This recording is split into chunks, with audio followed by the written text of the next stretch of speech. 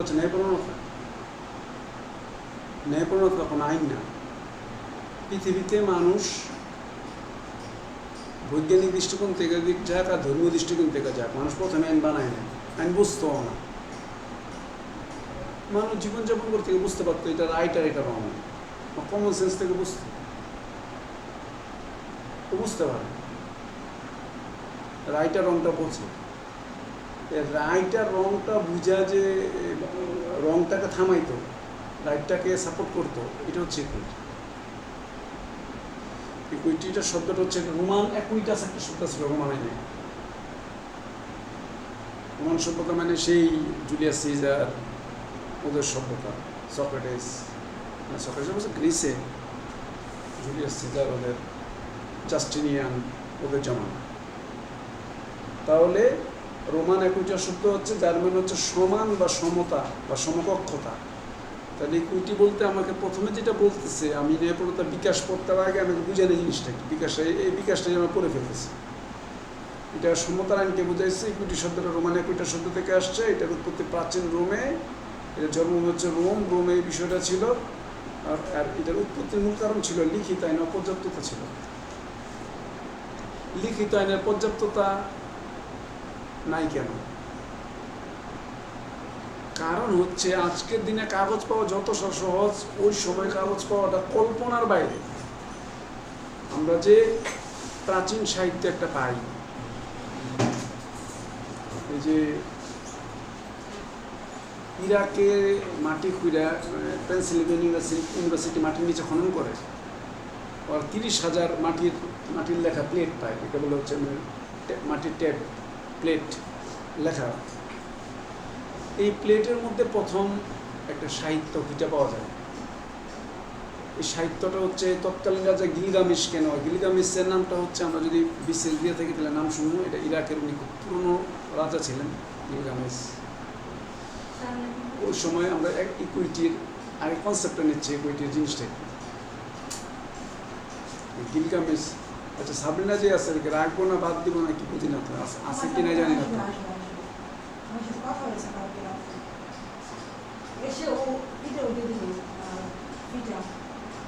আচ্ছা, জিজ্ঞেস করতে অনলাইনে ক্লাস হবে, আর অনলাইন ক্লাস না হলে কল দিবেন, না হলে তো জানাবে। আমি যদি না করি তাহলে বলবেন ক্লাস হবে না, নিলে ক্লাস হবে। যদি আবার জিজ্ঞেস করেন যে স্যার ক্লাস কি আজকে হবে না, সেটা সব বেঁচে মনে আছে।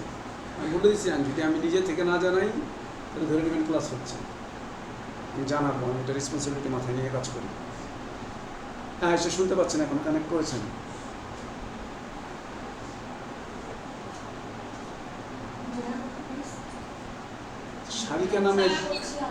সারিকা নামে একজন আছে, সেও বিজি, হ্যাপিও বিজি, সাবরিনও বিজি, কেটে দিয়েছে।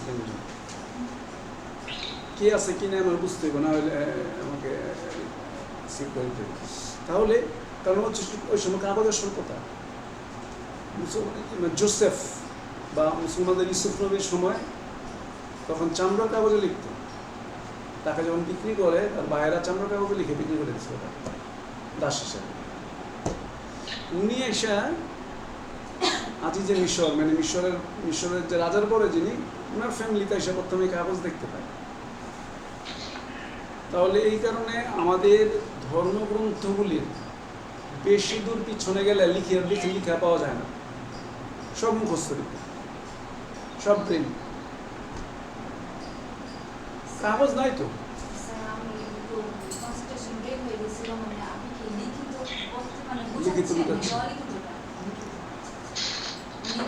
যে বললো ইকুইটি মূলত লিখিত আইনের অপর্যাপ্ত ছিল বললেই ইকুইটি তত্ত্বটাকে সামনে আসতে হচ্ছে। কারণ আইন তো লিখা আকারে লিখবে কি? প্রাচীন যেটা সর্বশেষ পুরনো সাহিত্য পাওয়া যায়, এটা হলো 32 বছর আগের লেখা।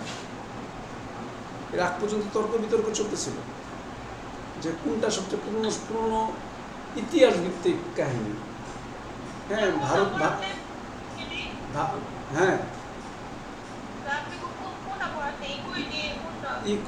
ইকুইটির জেনারেল ডিসকাশন করতেছিল, প্রশ্ন ঢুকাবো আগে ইতিহাস টেনে নিয়ে যাচ্ছি কীভাবে ফ্যাক্টরটা কি। ইকুইটি কাকে বলে আগে আমাদের বলছে না যে ইকুইটি আইনের বিকাশের বর্ণনা দাও, বিকাশ সম্পর্কে আমি বিকাশটা ডিটেল বলতেছি।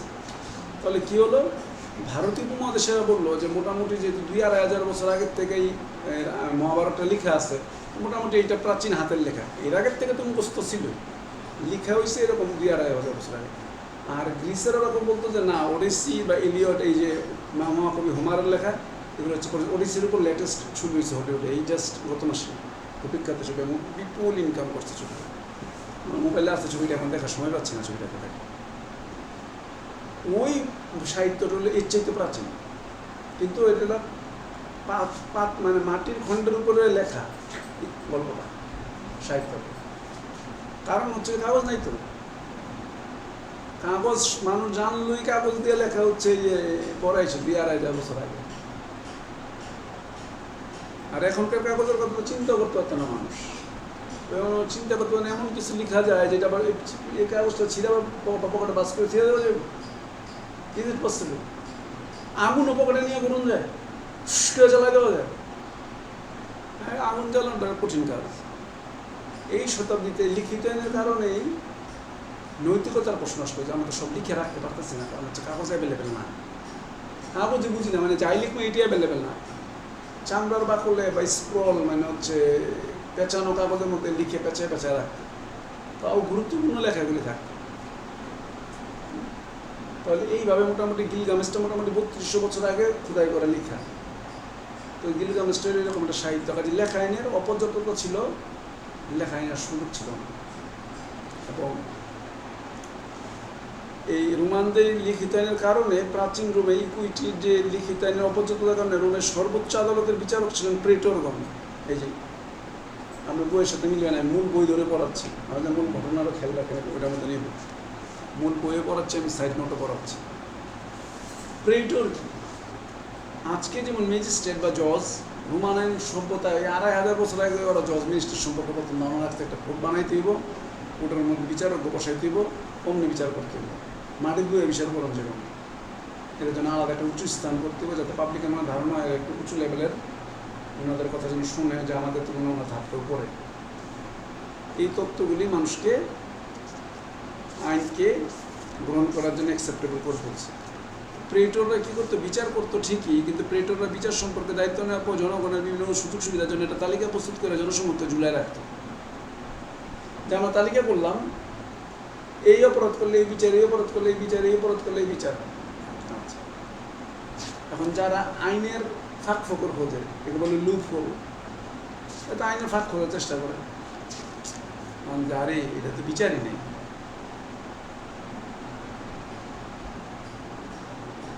মুসলমান ধর্ম অনুযায়ী যে পেশাদার চোর, মানে যে অভ্যাসগত অপরাধের হাত কাটবো, চোরে বলে যে আমার তো হাত কাটবেন, কতটুকু কাটবেন, এত কতটুকু কাটবেন না, আগে ভুল বুঝালেন আমার।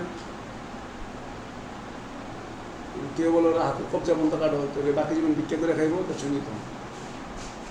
আমি বলে কেউ যদি আমি বলে যদি হাতের কোন নিদা চুরি করে, হাতের কোন নিদা চুরি করবো কেন?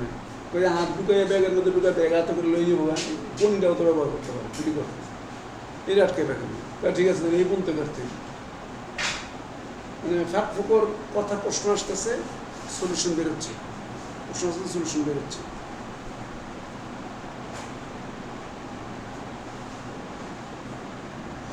ইকুইটি ঠিক তদ্রুপ এই লুপহোলগুলি এখন আইনে তো ফাঁক ফোকর আছে, মানে দুষ্ট যারা, সবকালে দুষ্ট, একবারে সৃষ্টির শুরু থেকে দুষ্ট লোক ছিল।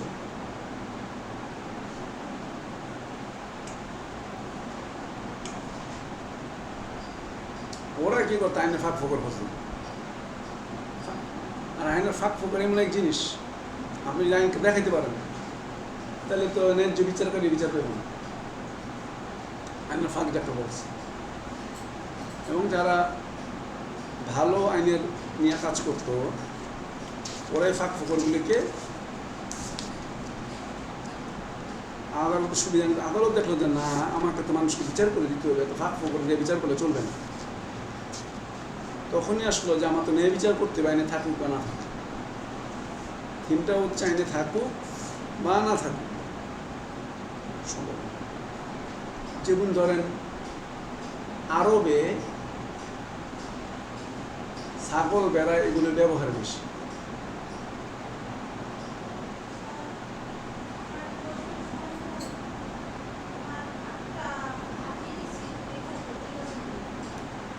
অবসরে দেখতে পারে রাখতে। প্রশ্ন দিয়ে আসছে, প্রশ্ন দিয়ে দিচ্ছি।